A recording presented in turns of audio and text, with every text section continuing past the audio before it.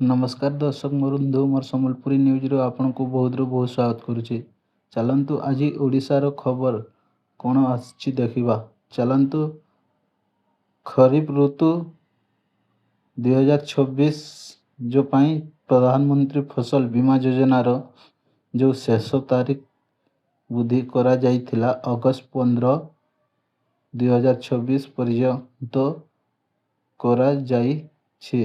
चाषी मानक पई एही समय मध्य आवेदन देखंतु जरूरी सूचना इम्पोर्टेंट डिटेल्स खरीफ ऋतु 2026 शेष तारीख अगस्त मासर 15 2026 देखंतु एही तारीख रे जेते चाषी भाई मैंने अछन सबे आज राति सुधा आपण मैंने ऑनलाइन करि नियंतु। देखंतु आवेदन करिले चाषी मानक पई एही समय आवेदनकारी को पई देखंतु आपणक पाखरे आउ कोनोसी टाइम नाइन सेति पई आपण माने देखंतु जेते चाषी भाई मैंने अछन एही प्रधानमंत्री फसल बीमा योजना रे जेमिति भी आपण माने करि नियंतु ऑनलाइन देखंतु पंजीकरण करिले ही आपण माने फसल बीमा योजना रो जो फसल रो जो आपण मानक जो अच्छी इंश्योरेंस टा सेटा पाई परिबे। देखंतु आपण माने सेति पई जेते भी चाषी भाई मैंने अछन समस्त चाषी को पई एही वीडियो नै करी आछु। देखंतु जेते चाषी भाई मैंने अछन सब चाषी को पई आगो को देखंतु एमिति वीडियो आउ आसी परिबनी। देखंतु आपण माने देखंतु एही वीडियो देखिला परे स्किप करला परे आपण को जो चाषी को पई आपण सब चाषी को पई बढ़ीला आवेदन जो बोली थिले 15 अगस्त आज हो जाइछि। आपण माने देखंतु सब चाषी भाई मानन को पई आज होछि शेष तारीख पंजीकरण आपण फसल बीमार शेष तारीख आज देखंतु आपण माने आउ किछि समय अछि आपण माने करि नियंतु।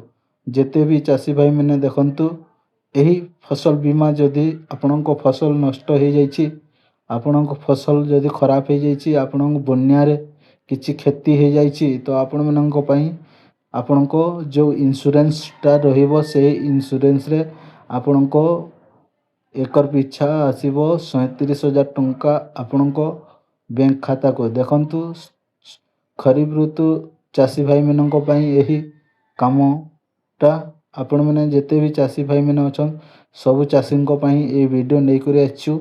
आपण माने देखंतु खरीफ ऋतु जेते चाषी भाई माने करूछंती सही चाषी मानक पई ए वीडियो आपण माने देखंतु चाषी को पई नै करी आछु।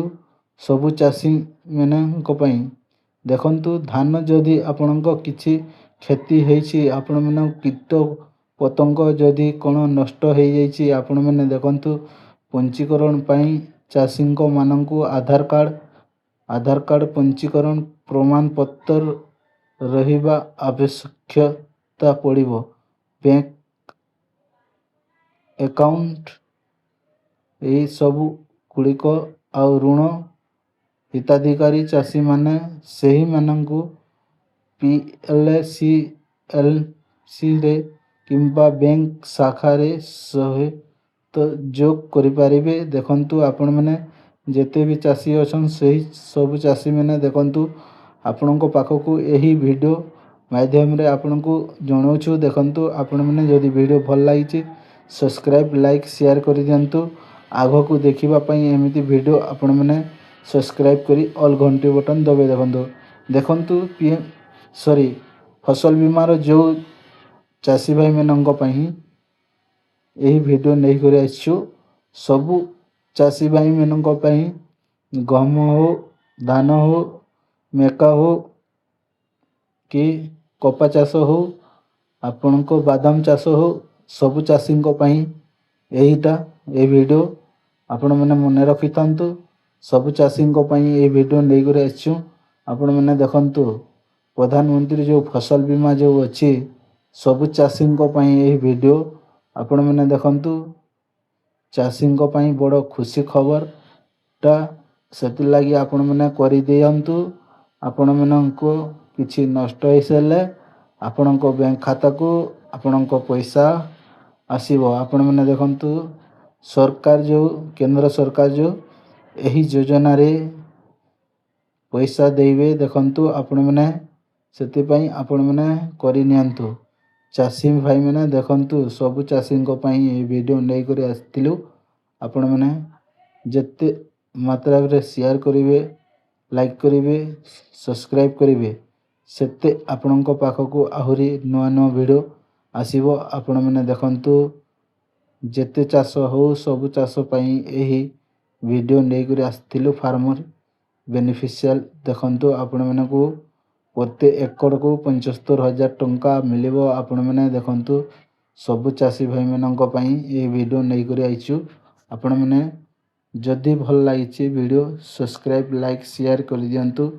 ଆଗକୁ ଏମିତି ଭିଡ଼ିଓ ଦେଖିବା ପାଇଁ ଆପଣମାନେ ସବସ୍କ୍ରାଇବ୍ କରି ଅଲ୍ ଘଣ୍ଟି ବଟନ୍ ଦବାଇ ରଖନ୍ତୁ।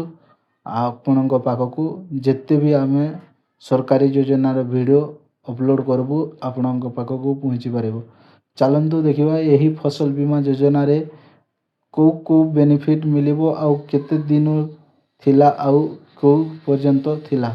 ଦେଖନ୍ତୁ ଆପଣଙ୍କ ପାଖକୁ ଯେଉଁ 6 ଅଗଷ୍ଟରୁ ବଢ଼ାଇ ଦେଇଛନ୍ତି ଆପଣମାନଙ୍କ ଫସଲ